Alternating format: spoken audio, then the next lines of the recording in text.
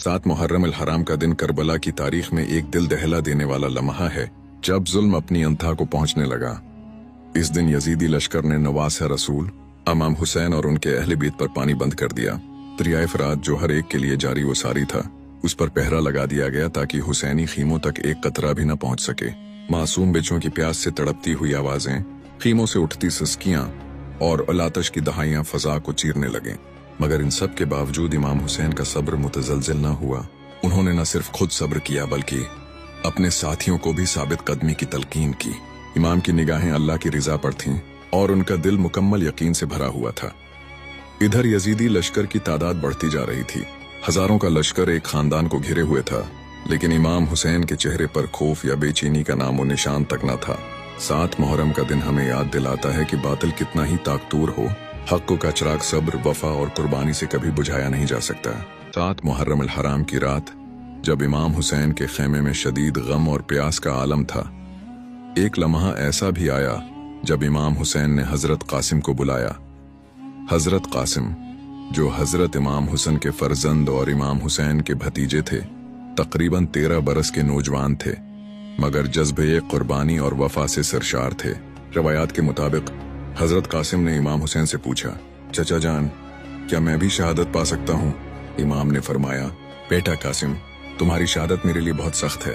लेकिन कासिम ने अर्ज किया, चाचा, अगर शहादत हक की राह में है तो मैं उसकी तमन्ना रखता हूँ।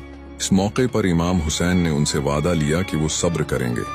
और फिर एक रवायत के मुताबिक इमाम ने अपने भाई हुसन के बेटे कासिम का निकाह अपनी बेटी हजरत फातिमा, जो बाज रवायात में सकीना या फातिमा सगरी बयान होती हैं, से कर दिया। ये मेहंदी का वाकया किसी खुशी का मंजर न था, बल्कि एक गमगीन अलामत थी। खेमे में सिर्फ चंद अफराद थे, न साज व सामान था, न रंग व रोशनी। सहरा की खामोशी में कुछ दुआएं पढ़ी गईं और सिर्फ अल्लाह को गवाह बनाकर निकाह पढ़ा गया। कहा जाता है कि हजरत जैनब ने कासिम को दुल्हन के लिए तैयार किया। कासिम ने जो लिबास पहन रखा था वही उनकी शहादत का कफन बन गया। ये मेहंदी दरअसल कुर्बानी और शहादत की तैयारी थी, जिसके फौरन बाद हजरत कासिम ने मैदान करबला में शजाअत का ऐसा मजाहिरा किया कि दुश्मन भी उनकी बहादुरी पर हैरान रह गए। करबला की तपती दोपहर थी, जब प्यास की शिद्दत से खीमों में बच्चों की हालत निढाल हो चुकी थी। सकीना ने मुश्किज़ा हाथ में लिया और अपने बाबा इमाम हुसैन से अर्ज की, चचा अब्बास से पानी मंगवा दीजिए। इमाम के दिल पर जैसे खिंजर चल गया और इन्होंने अपने वफादार भाई हजरत अब्बास को बुलाया।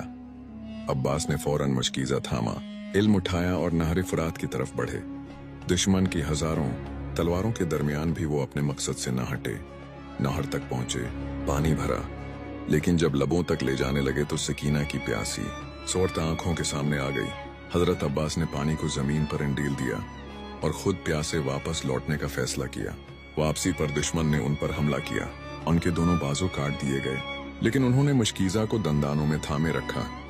आखिरकार एक जालिम ने सिर पर वार किया, वो जमीन पर गिरे